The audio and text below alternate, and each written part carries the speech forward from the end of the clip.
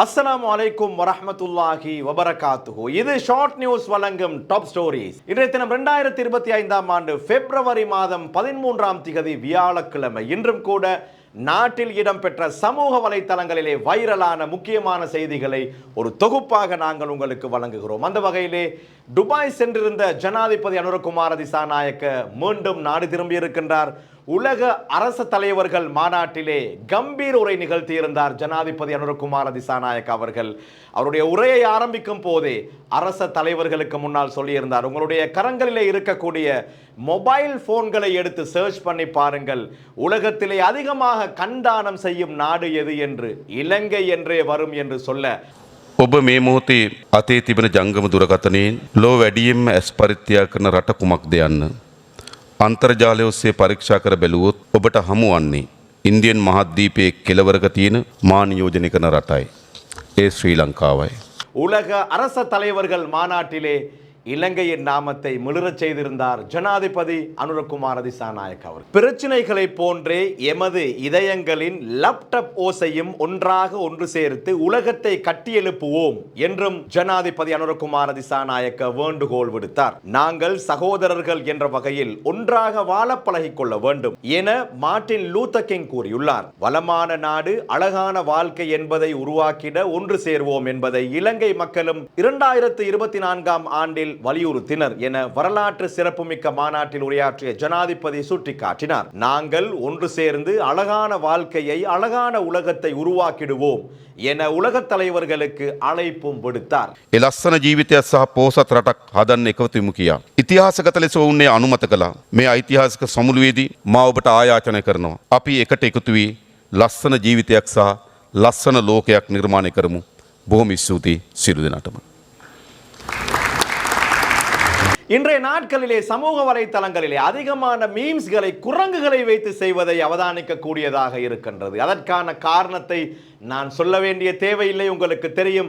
மிக அண்மையிலே நாடே இருளில் மூழ்கிய போது அமைச்சர் சொல்லியிருந்தார், குரங்குகளின் சேட்டை தான் இதற்கு காரணம் என்று. அதனைத் தொடர்ந்து அதிகமானவர்கள் குரங்குகளை வைத்து மீம்ஸ்களை கிரியேட் பண்ணுவதை அவதானித்து வருகின்றோம். இந்த பின்னணியிலே இன்றைய தினம் முன்னாள் அமைச்சர் ராஜித சேனாரத்ன ஒரு விடயத்தை சொல்லி இருக்கின்றார். அண்மையிலே ஜனாதிபதி அனுரகுமார திசாநாயக்க சீனாவுக்கு விஜயம் மேற்கொண்டிருந்தார். அப்போது குரங்குகளை சீனாவுக்கு ஏற்றுமதி செய்வது தொடர்பிலே ஏதாவது பேசியிருக்க வேண்டும். எனவேதான் இப்போது நடைபெறக்கூடிய எல்லா பிரச்சனைகளையும் குரங்குகள் மீது சுமத்துகிறார்கள் என்ற அடிப்படையிலே பேசியிருந்தார். சீனாவுக்கு விஜயம் மேற்கொண்டிருந்த ஜனாதிபதி அனுரகுமார திசாநாயக்க அங்கு குரங்குகளை ஏற்றுமதி செய்வது தொடர்பில் பேச்சுவார்த்தைகளை முன்னெடுத்திருக்கலாம் என்று சந்தேகிக்கின்றோம்.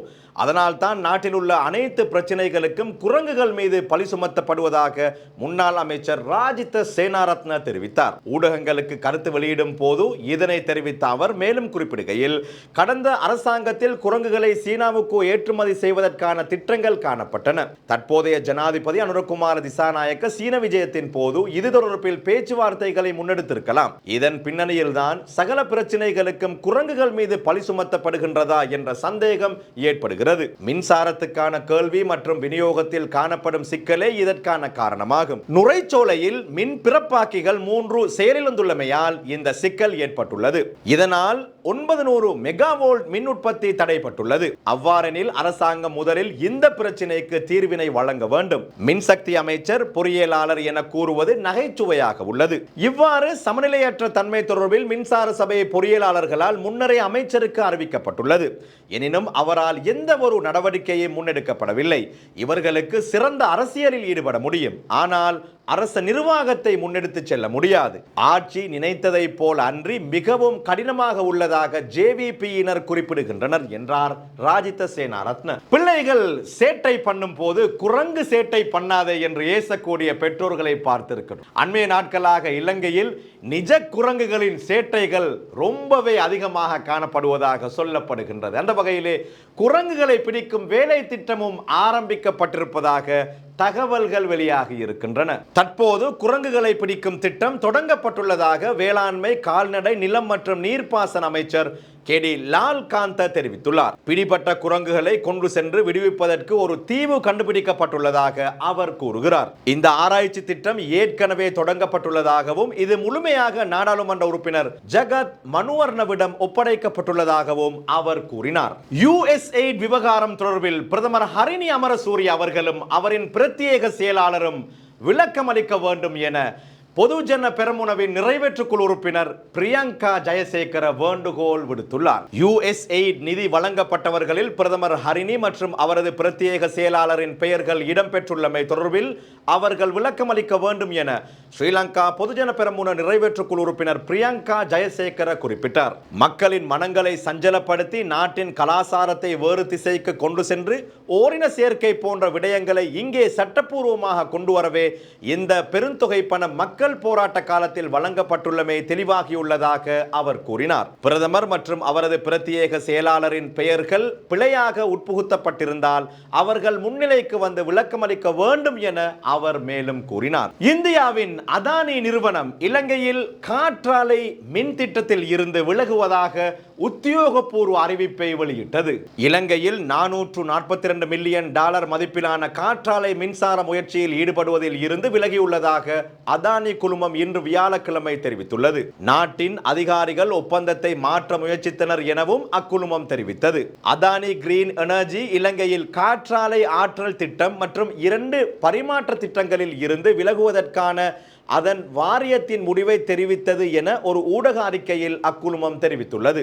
எவ்வாறாயினும் நாங்கள் இலங்கைக்கு அர்ப்பணிப்புடன் இருப்பதோடு இலங்கை அரசாங்கம் விரும்பினால் எதிர்கால ஒத்துழைப்புக்கு இணக்கம் தெரிவிப்போம் என அக்குழுமம் மேலும் தெரிவித்துள்ளது. முன்னாள் ஜனாதிபதி மஹிந்த ராஜபக்ஷவின் உத்தியோகபூர்வ வீட்டுக்கு 3 லட்சம் ரூபாய் கட்டண நிலுவை. எனவே முன்னாள் ஜனாதிபதி மஹிந்த ராஜபக்ஷவின் உத்தியோகபூர்வ வீட்டு நீர் விநியோகம் துண்டிக்கப்பட்டுள்ளது. கொழும்பு 7 விஜயராம மாவட்டத்தில் அமைந்துள்ள முன்னாள் ஜனாதிபதி மஹிந்த ராஜபக்ஷவின் உத்தியோகபூர்வ இல்லத்தில் உள்ள காவலர் பிரிவுக்கு நீர் விநியோகம் துண்டிக்கப்பட்டுள்ளதாக தெரிவிக்கப்பட்டுள்ளது. 3 லட்சம் ரூபாய் கட்டண நிலுவையை செலுத்தாத காரணத்தால் நீர் விநியோகம் துண்டிக்கப்பட்டுள்ளது. எவ்வாறாயினும் முன்னாள் ஜனாதிபதி வசிக்கும் பிரதேசத்தில் நீர் விநியோகம் பாதிக்கப்படவில்லை. குறித்த சொத்துக்கான நீர் கட்டணங்கள் ஜனாதிபதி செயலகத்தினால் செலுத்தப்படுவதாக முன்னாள் ஜனாதிபதியின் பிரதிநிதி ஒருவர் தெரிவித்தார். LGBTQ மூலம் இலங்கையை நாசப்படுத்திய அமெரிக்க தூதுவரை வெளியே அனுப்பும் போராட்டம் ஒன்று இன்று கொழும்பில் அமெரிக்க தூதுவர் ஆலயத்திற்கு முன்னால் இடம்பெற்றது.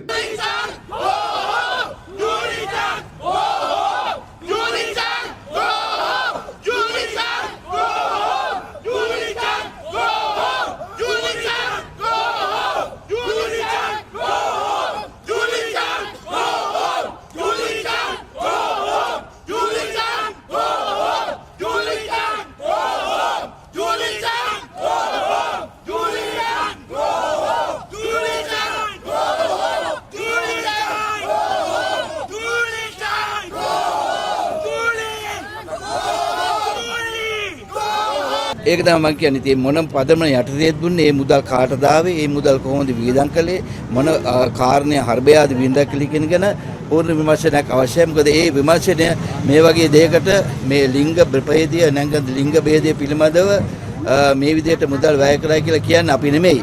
ඩොනල්ඩ් ට්‍රම්ප්ගේ රජය ස්ටේට් ඩිපාර්ට්මන්ට් එක තමයි ඒ ඉස්සෙල්ලාම අපිට දැන්න්නේ. ඒකද ඒගොල්ලොත් මේ සම්බන්ධයෙන් ඉතාම දැඩි විමසිල්ලෙන් ඉන්නවා. ඉතින් ඒ නිසා අපි බලනවා पूर्ण विमर्शनයක් කරලා කොහොමද මේ මුදල් ගෙවන්නේ. මේ මුදල් අපේ රටේ සංස්කෘතිය, අපේ රටේ මොන જાති වුණත් අපේ රටේ අනන්‍යතාවයක් තියෙනවා, සංස්කෘතියක් තියෙනවා, සભ્યත්වයක් තියෙනවා.